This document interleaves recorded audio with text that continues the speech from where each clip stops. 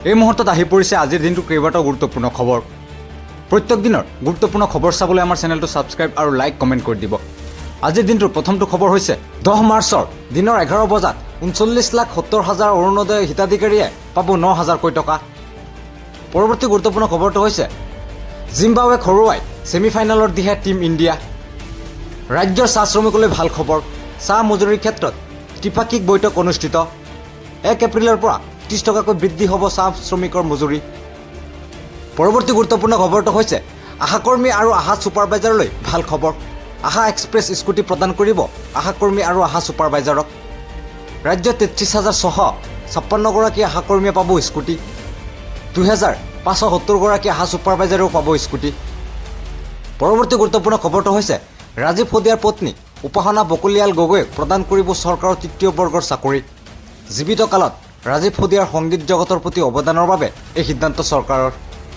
পৰৱৰ্তী গুৰুত্বপূৰ্ণ খবৰটো হৈছে বাংলাদেশৰ পৰা অহা অবৈধ মিয়া মুছলমানে কেতিয়াও ভূমি পট্টা পাব নোৱাৰে। 1.5 লাখ বিঘা ভূমি বেদখলমুক্ত কৰিলে চৰকাৰে। অহাবাৰ 5 লাখ বিঘা ভূমি বেদখলমুক্ত কৰা হ'ব। মুখ্যমন্ত্ৰী ডক্টৰ হিমন্ত বিশ্ব শৰ্মাৰ ডাঙৰ মন্তব্য। বাংলাদেশৰ পৰা অহা মুছলমান কেইটাই মাটিৰ পট্টা পাব নোৱাৰে। বাংলাদেশীয়ে মাটি পাব নোৱাৰে, ভাৰতীয় নাগৰিকে মাটিৰ পট্টা পাব পাৰে। যোৱা 5 বছৰত আমি কিমান মাটি মুক্ত কৰিলো? 1.5 লাখ বিঘা। কিমান মাটি মুক্ত কৰিলো ভাবিব এবাৰ।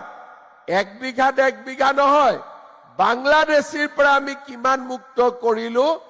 1.5 লাখ বিঘা। অহাবাৰ কিমান মুক্ত কৰিম? 5 লাখ বিঘা। এইটো হল মোৰ টাৰ্গেট। অহা 10 মাৰ্চ ৰাতিপুৱা 11 বজাত 10 মাৰ্চ ৰাতিপুৱা 11 বজাত আমি 39,70,000 অৰুণোদয় হিতাধিকাৰী 9,000 টকা হস্তান্তৰ কৰাৰ সিদ্ধান্ত লৈছো। 1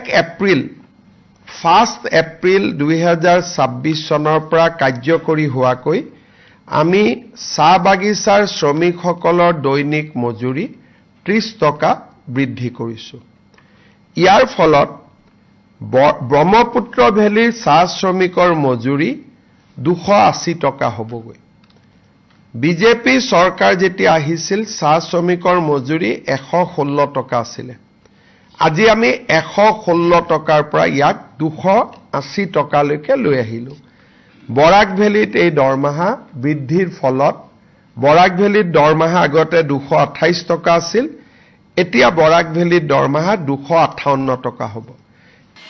ৰাজীৱ সদিয়াৰ পত্নী উপাসনা বকলিয়াল গগৈ তিনিচুকীয়া জিলাত অসম চৰকাৰৰ তৃতীয় বৰ্গৰ চাকৰি এটা দিয়াৰ বাবে সিদ্ধান্ত গ্ৰহণ কৰিছে। অৰ্থাৎ ৰাজীৱ সদিয়াৰ সংগীত জগতৰ প্ৰতি থকা অৱদানক স্বীকৃতি প্ৰদান কৰি ৰাজ্য চৰকাৰে তেওঁৰ পত্নীক এটা গ্ৰেড 3 পোষ্ট দিবৰ বাবে সিদ্ধান্ত গ্ৰহণ কৰিছে।